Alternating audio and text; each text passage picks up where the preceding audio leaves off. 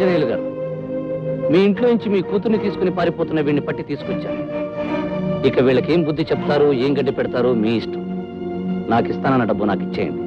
శభాష్ సూరి, ఏ చట్టం చేయలేని పని చేయాలంటే ఈ చుట్టుపక్కల మగాడి నువ్వొక్కడివే. ఇదిగో నువ్వు అడిగిన 10,000 అది తీసుకొని వెళ్ళు. లెక్క పెట్టుకోవయ్యా, భద్రంగా లెక్క పెట్టుకో. నీకు డబ్బు లెక్కే తప్ప మనుషుల బ్రతుకులంటే లెక్క కాదు. కన్నె పిల్ల కలలు కన్నీళ్లు నీకు లెక్క కాదు. అమాయకమైన 2 మనసుల ఆశలు కోరికలు నీకు లెక్క కాదు. ఏమిటి ఏమిటి మనం అనేది? ఏమిటో నేను చెప్తాను. లక్ష్మిని నేను బలవంతంగా ఎత్తుకుపోలేదు. అది పెద్ద మనిషి కల్పించిన కట్టుకథ. నోరు మొయ్యరా, నోరెత్తావంటే ప్రాణాలు తీస్తాను. సూరి, నువ్వు వెళ్ళి వీడి సంగతి నేను చూస్తాను. ఆగండి ఆంజనేయులు గారు, విషయం వివరంగా తెలుసుకుందే ఇక్కడి నుంచి నేను వెళ్ళేది లేదు. ఏమిటమ్మా అసలు సంగతి చెప్పు. అన్నయ్య, నేను రాజు మనసారా ప్రేమించుకున్నాం. కానీ డబ్బే ప్రాణం అనుకున్న మా నాన్న రాజు పేదవాడని మా పెళ్లి ఒప్పుకోలేదు. అందుకే నేను రాజుతో వెళ్ళిపోయాను. చెప్పన్నయ్యా, నచ్చిన మనిషిని పెళ్లి చేసుకోవాలనుకోవడం నేరమా? చెప్పు. నా పేరుకి నిప్పెట్టి నా పరువును కప్పెట్టి కూటి గట్లని రథంతో కలిసి వెళ్ళిపోవడం నేరంగా ఇంకేంటి? ఆంజనేయులు గారు, ఆ అమ్మాయిని వదిలేండి. సూరి, మర్యాదగా అమ్మాయిని వదిలేయమంటున్నాను. సూరి, ఆంజనేయులు గారు, మీ అమ్మాయిని అతను ఎత్తుకుపోయాడని అబద్ధం చెప్పి నా చేత అన్యాయం చేయించిపోయారు. కానీ వాళ్ళు ఒకరినొకరు కావాలనుకున్నారు, పెళ్లి చేసుకుని కలిసి ఉండాలనుకున్నారు. అవునా? ఆ విషయం నీకు అనవసరం. నువ్వు అడిగిన డబ్బు ఇచ్చాను, ఇక నువ్వు వెళ్ళొచ్చు. ఈ సూర్యు న్యాయమైన పనికి డబ్బు అడుగుతాడు గాని డబ్బుకు మాత్రం అమ్ముడుపోడు. తప్పుని పాపాన్ని చెడుని శిక్షిస్తాడే తప్ప డబ్బు కోసం ఏ తప్పు చేయడు. మర్యాదగా వాళ్ళిద్దరికీ పెళ్లి చేయండి, లేదా నేనే దగ్గరుండి జరిపిస్తాను. నా కూతురు పెళ్లి నన్ను ఎదిరించేస్తే నేనేం చేస్తానో తెలుసా? డబ్బు విసిరి ఏ దారుణమైనా చేయగలనంటారు, అంతేగా? చూడండి, నేను తలుచుకున్నానంటే ఒక న్యాయమైన పని కోసం డబ్బునైనా సరే, పదవినైనా సరే, పెద్దలైనా సరే, ప్రపంచాన్నైనా సరే ఎదిరిస్తాను. ఆ పని జరిపి తీరుతాను. అమ్మలక్ష్మి, రాజయ్య, మీ పెళ్లికి పెద్దగా నేను జరిపిస్తాను. రండి.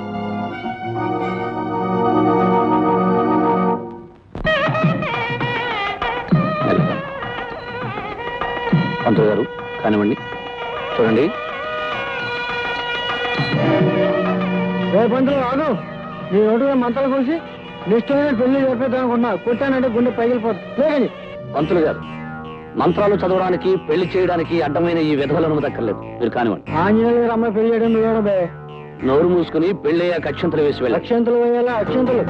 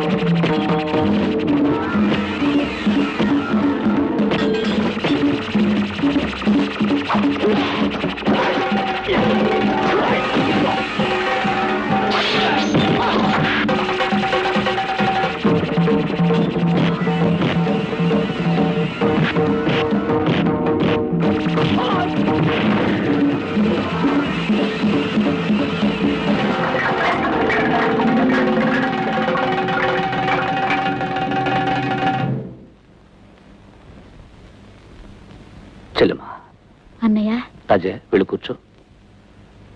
పంతులు గారు మంగళసూత్ర ధారణ కానివ్వండి. గట్టి మేళం.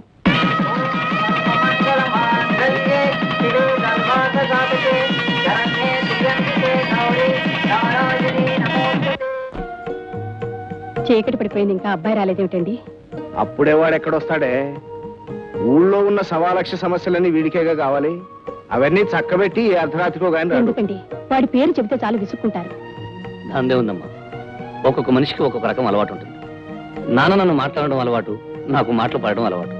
నేను విసుక్కున్నాను కసురుకున్నాను గించుకోకపోతే ఈ అల్లర్లు గొడవలు మానేసి కుదురుగా నీ పనేదో నువ్వు చూసుకోవచ్చుగా. అది కాదు నాన్న, ఒకరి కష్టం ఒకరు పట్టించుకోకపోతే మనిషిగా పుట్టడమే అనవసరం. ఆహా, పుట్టాడయ్యా పెద్ద పరోపకారి. నువ్వు రోజు ఎవరితోనో దెబ్బలాడటం, వాళ్ళేమో మొహం వాచేలా నన్ను చీవాటు పెట్టడం. చిచి, నీ వల్ల నానా మాటలు పడాల్సి వస్తుంది. పడ్డవాళ్ళు ఎప్పుడు చెడ్డవాళ్ళు కర్నాన్న. తప్పుని ఎదిరించే ప్రతి మనిషిని, అన్యాయానికి అడ్డుపడే ప్రతి వ్యక్తిని మాట్లాడడం ఈ సంఘానికి పాతలవాటే. అందుకని నన్నంటారు, కాస్తో కూస్తూ నిన్నంటారు. అవన్నీ పట్టించుకోకూడదు నాన్న. మాటలు పట్టించుకోం సరేరా, కానీ నీ కారణంగా మా ప్రాణాల మీదకి వచ్చిందనుకో, ఏం చేయాలి? అప్పుడు నీకు ఆనందంగా ఉంటుందా? ఏమిటండి ఆ మాటలు? రోజంతా శ్రమపడి వాడి ఇంట్లో అడుగు పెట్టగానే వాడితో గొడవ పెట్టుకుంటారేమిటి? బాబు సూరి, రారా నాన్న, నువ్వు భోంచెద్దు కానీ.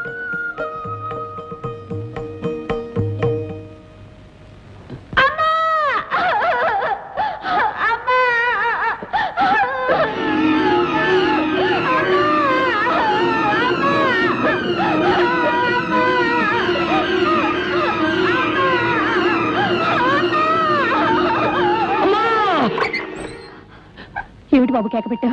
ఏం జరిగింది? ఏమిటనమ్మా, ఎప్పుడు వచ్చి పిడకలే వచ్చింది. నువ్వు వెళ్ళి పడుకోమా. ఏమిటో బాబు, అప్పుడప్పుడు పీడకల్లని లేస్తుంటావు. ఇదిగో కాసిన మంచిలు తాగి పడుకో.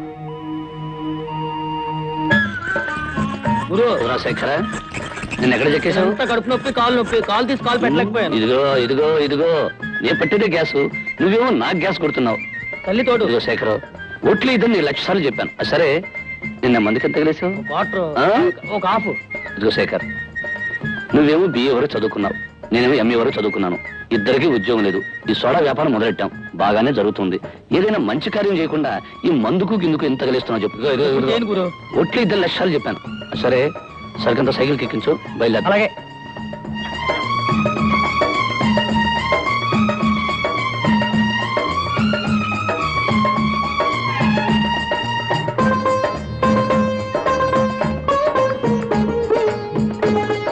రంగన్న మామ, బాగున్నావా? బాగానే ఉన్నాను రా బాబు. మీ వాడికి ఉద్యోగం వచ్చిందా? ఇంకా లేదురా. రాదు మావా, ఈ దేశానికి కరువు వస్తుంది, యుద్ధం వస్తుంది, తుఫాన్ వస్తుంది, ఏదైనా వస్తుంది, కానీ చదువుకున్న వాడికి మాత్రం ఉద్యోగం రాదు. అందుకే MA వరకు చదువుకుని ఆ డిగ్రీని భోగి మంటల్లో పడేసి ఈ సోడా వ్యాపారం మొదలెట్టాను. ఎందుకైనా మంచిది, మీ వాడితో కూడా ఏదైనా వ్యాపారం పెట్టించు, మంచి లాభాలు వస్తాయి. నువ్వు చెప్పింది నిజేరా సూరి. వెళ్ళొస్తాను మావా. రారా సోడా బాటలు సూరి, సోడాలు అయిపోయినాయిరా. నా కస్టమర్స్ వేరే సోడా తాగమని ముందుకేశారు. అందుకేగా వచ్చేసాను, తీసుకో. ఏమోరా సూరి, నీ సోడాల్లో ఏ మంత్రం ఉందో ఏమైందో తెలియదు, కానీ మా వాళ్ళు నీ సోడా తప్ప వేరే సోడా తాగనంటున్నారు. చావుకి సిద్ధంగా ఉండేవాళ్ళు కూడా తులసి నీళ్ళకి బదులు నా సోడా నీళ్ళు వేయమంటున్నారు. వద్దు, జాగ్రత్తగా రాసుకో. వస్తా.